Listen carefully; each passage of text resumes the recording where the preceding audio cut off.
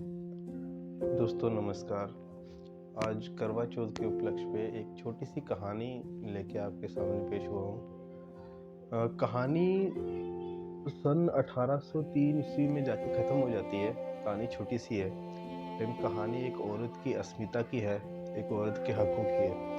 हम सब जानते हैं कि दुनिया के लगभग सभी समाजों में और लगभग सभी धर्मों में औरत जात के हकों के लिए अगर ना तो किसी ने लड़ाई लड़ी और औरत जात का जो स्तर है वो लगभग उतना सही नहीं है। औरत जात को हमेशा नीचे दबाया गया है। तो आज का जो व्रत का उपलक्ष्य है, ये औरत अपने पति की लंबी उम्र की कामना के लिए रखती है। तो मैं जब इतिहास के पन्ने खंगाल रहा था तो देख रहा था कि औरतों ने अपने समाज के लिए, अपने घर के लिए, अपने पति के लिए हमेशा बलिदान दिया। तो देखते हैं कि ऐसी कोई कहानी या कोई एग्ज़ाम्पल हमें मिलती है। एक भयावह कहानी जो मुझे मिली, वो आज के केरल जो राज्य है उसमें एक छोटा-सा कोस्टल एरिया है, मतलब समुद्री तट पे त्रैवणकोर एक जगह है। त्रैवणकोर 1947 के पहले एक अलग राज्य हुआ करता था, तो वहाँ राजा का राज था। तो त्रैवणकोर में जो राजा महाराजा उस टाइम राज करते थे, वो अपने-अपने हिसाब से कर लगाते थे, टैक्स लगाते थे। तो त्रैवणकोर में एक परंपरा चली आ रही थी, जिसमें 2 प्रकार के टैक्स लगते थे। एक तो होता था हेड टैक्स जिसको थला कर करम बोलते थे, और एक था ब्रेस्ट टैक्स, स्तन कर, यानी जिसको मूलाकरम बोलते थे। हेड टैक्स मतलब आपको अगर ये जो दोनों टैक्स हैं, ये जो नीची जाति वाले लोग हैं उन पे ही लगाया जाता था। ऊंची जाति का राजा के जरिए, राजा तो इसको बोल देता था, फिर ऊंची जाति के जो उनके पदाधिकारी होते थे उनके जरिए इनको नीची जातियों पर लगाया जाता था। ये जो आज हम जो इन दोनों टैक्स की बात करेंगे, इसमें एक महिला का जिक्र है जिसकी मैं कहानी बताने जा रहा हूँ। इनका नाम था नगेली देवी, नागेली, ठीक है। नगेली जो है वो इज़्वा समुदाय से ताल्लुक़ रखती है, इज़्वा समुदाय की थी। उनके पति का नाम चिरुकंदन था और ये चिरथला में रहती थी। चिरथला त्रावणकोर के अंदर एक चिरथला गाँव है, कोस्टल एरिया, वहाँ पे रहती थी। तो इन्होंने देखा कि ये दिन भर अपने खेतों में काम करती थी और अपना जो नारियल के पेड़ हैं इनमें खेती करती थी, और जो शाम को जो भी बचता था अपने परिवार के लिए, अपने पति के साथ, अपने परिवार के साथ बाँट के खाती थी। ये जो नगेली देवी है, इनके पास जैसे वहाँ पे जो मतलब जो चली आ रही परंपरा थी कि नीची जाति वालों की अगर औरतों को कमर के ऊपर कपड़ा लगाना है, तो उन्हें मूलाकरम देना पड़ेगा, मतलब स्तन कर या ब्रेस्ट टैक्स देना पड़ेगा। तो इनके पास इतने पैसे नहीं थे देने के लिए, तो इन्होंने बोला कि नहीं, मैं तो नहीं दूँगी। और जो राजा के पदाधिकारी आए थे, उनको वापस भेज दिया कि मेरे पास देने के लिए ऐसे कोई भी पैसे नहीं है जो मैं स्तन कर दूँगी, और उन्होंने अपने स्तन को ना ढकने से भी मना कर दिया। उन्होंने बोला कि मैं अपने दूध ढककर चलूँगी, अपनी जो छाती है ढककर चलूँगी, और मैं इसका टैक्स भी नहीं दूँगी। कहानी के अनुसार सन 1802 या 3 के आसपास जो राजा के सिपाही हैं, सैनिक के पदाधिकारी उनके घर में जाते हैं, उनको बहुत परेशान करते हैं। एक कहानी ये भी कही जाती है कि जो गाँव के जो सो कॉल्ड अपर कास्ट या ब्राह्मणवादी लोग हैं, वो भी साथ में जाते हैं। और पूरे गाँव में क्योंकि हाहाकार मच जाती है कि एक नीची जाति की औरत ना तो टैक्स दे रही है, और अपने जो कमर के ऊपर का भाग है, हिस्सा है, उसको भी ढक के चलती है। तो ये तो हमारी, अगर ऐसे नीची जाति वाले ऐसे करेंगे तो फिर हमारा ऊँचा होने का क्या फिर मतलब रह जाता है। ये तो हमारी सरासर बेइज़्ज़ती है। तो सब लोग मिलके गए, इनको बहुत प्रताड़ित किया गया। तो कहानी ये कहती है कि इन्होंने जिस हथियार से ये खेतों में काम करती थी, वो हथियार लिया, तो अपने दोनों स्तन काट के केले के पत्तों में रख के उनको दे दिए।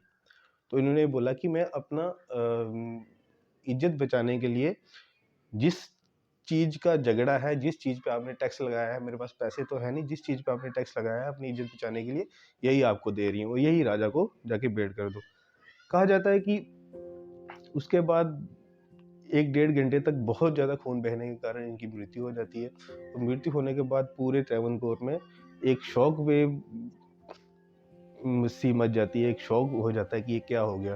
तो राजा भी इस चीज़ को देखता कि ये कर है, जो थला कर्म और जिसको स्तन कर बोलते हैं, मूला कर्म, ये जो है ये गलत है। और फिर उसमें से इसको हटाना पड़ा, राजा ने इसको हटाना पड़ा। ये भी मतलब हिस्ट्री में ये भी लिखा जाता है कि 1859 तक, 1859 तक ये जो कर है ये फिर भी कहीं कहीं बागों में चलता रहा। तो नगेली देवी की कहानी में इसलिए सुनाना चाह रहा था, जब वो मरी तो ये कहा जाता है उनका जो पति था चिरुकंदन, वो उनकी चिता में कूद गया और साथ में मर गया। तो वो तो चिरुकंदन तो अपनी जो लाज शर्म थी उसको बचा गया, लेकिन शायद कितने हजारों सालों से ये व्यवस्था चली आ रही थी वहाँ पे कि जो लोअर कास्ट की जो औरतें हैं उनको शरीर के ऊपर का जो हिस्सा है वो ढकने की मनाही थी। शायद पता नहीं कितने सालों से चला आ रहा होगा, ना ही कोई देवी देवता इसमें आया, ये पुराने काल से चला आ रहा होगा, ना ही किसी देवी देवते ने उन औरतों की मदद करी, उनकी अस्मिता, उनकी लाज या उनका जो ऑनर था उसको बचाने के लिए ना ही कोई देवी देवता आया, और ना ही उनके जो घर वाले थे, उनके जो हस्बैंड थे वो आगे गए कि हमें अपनी औरतों की इज्जत बचानी चाहिए। चिरुकंदन तो ठीक है, अपनी पत्नी के साथ जल के अपनी कहानी ख़त्म कर ली, लेकिन ऐसे ही बहुत से जो पति ये चीज़ें देखते आ रहे थे, उन्होंने भी कभी भी इस चीज़ को ये एहसास नहीं किया कि ये गलत है और हमें इसके खिलाफ लड़ना चाहिए। क्योंकि हमेशा देखा ये गया है कि औरत अपनी लड़ाई खुद लड़ती है। अगर इस पूरी दुनिया के इतिहास में औरत की लड़ाई किसी ने लड़ी है, वो डॉक्टर बाबा साहब भीमराव अम्बेडकर जी ने लड़ी है। ये इतिहास में दर्ज है कि आज औरत को जो बच्चा पैदा होने पे उसको मैटरनिटी लीव मिलती है, या मर्द के बराबर जो उसको काम करने में बराबर की सैलरी मिलती है, डॉक्टर बाबा साहब अम्बेडकर जी की ही देन है। तो आप खुद सोचें, मेरी बहनों माताओं को ये खुद समझना पड़ेगा कि उनके हक की लड़ाई कहाँ है। क्या ये जो सामाजिक रूढ़िवादी परंपराएं हैं, अंधविश्वास है, क्या उनको ये गुलाम नहीं बनाती है? और अगर उसको भी जानबूझकर डोए रखना चाहती हैं, क्योंकि अगर किसी घर में किसी औरत के साथ बुरा होता है तो उसकी सास ही करती है, मतलब एक औरत ही औरत को प्रताड़ित करती है। तो अगर औरत खुद जानबूझ के इन बेड़ियों में और इस गुलामी में रहना चाहती है, वो जानबूझ के अपने पति के मना करने के बावजूद भी बोलती है कि मैं तो भाई करवा चौथ का व्रत रखूंगी, मैं ये भी रखूंगी, मैं 9 नवरात्र रखूंगी, माता की पूजा करूंगी, तो फिर वो कौन सा टाइम आएगा कि जब औरतों की गुलामी जो है वो काटी जाएगी? क्योंकि सॉरी, मैंने आपको ऐतिहासिक प्रमाण दिए हैं कि और जो भी सताया जाता है उसकी लड़ाई कोई ऊपर वाला नहीं लड़ता आगे, उसको खुद ही अपने हकों की लड़ाई लड़नी पड़ती है। दलितों ने अपने हकों की लड़ाई खुद लड़ी। आज ये समय है कि औरत जात को भी अपने हकों की लड़ाई खुद लड़नी पड़ेगी। अगर खुद ही औरत जात जानबूझ के इन अंधविश्वासों में पड़ी रहना चाहती है, तो शायद उनकी आने वाली और भी नस्लें आगे हजारों सालों तक यूं ही गुलामी में रहेंगी, मर्द की गुलामी करती रहेंगी। तो ये मेरी विनती है कि अभी मेरे भाई जो हैं अम्बेडकरवादी भाई बहुत सारे बोल रहे थे कि जिनके अपने अपने घरों में बोलना है कि हमने आज व्रत नहीं रखना है, बाबा साहब के जो बताया रास्ता उस पर चलना है।